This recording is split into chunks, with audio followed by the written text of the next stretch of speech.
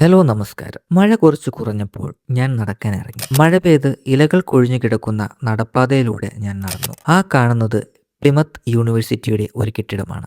റോഡിൽ അത്യാവശ്യം ട്രാഫിക് ഉണ്ട്. ഞാൻ നടപ്പാതയുടെ ഒരു അരികു പിടിച്ച് നടന്നു. ഇതിനു മുകളിൽ എൻക്രോസ് റൗണ്ട് ആണ്.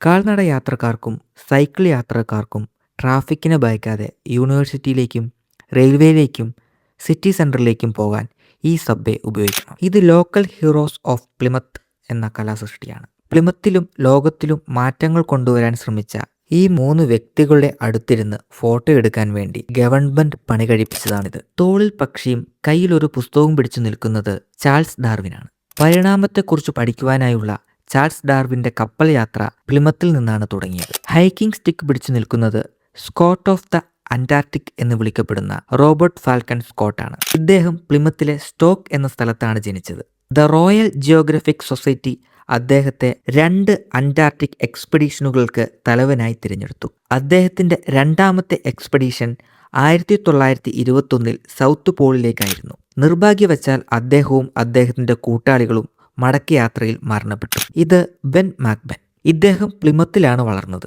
അഫ്ഗാനിസ്ഥാനിൽ വെച്ച് അദ്ദേഹത്തിന്റെ ഒരു കൈയും ഒരു കാലും നഷ്ടപ്പെട്ടു. അത് ഓവർകം ചെയ്യാനായി അദ്ദേഹം ലണ്ടൻ മാരത്തോണിൽ പങ്കെടുത്തു. അദ്ദേഹത്തിന്റെ ഇച്ഛാശക്തി കണ്ട് Prince Harry the real hero എന്ന് അദ്ദേഹത്തെ അഭിസംബോധന ചെയ്തു.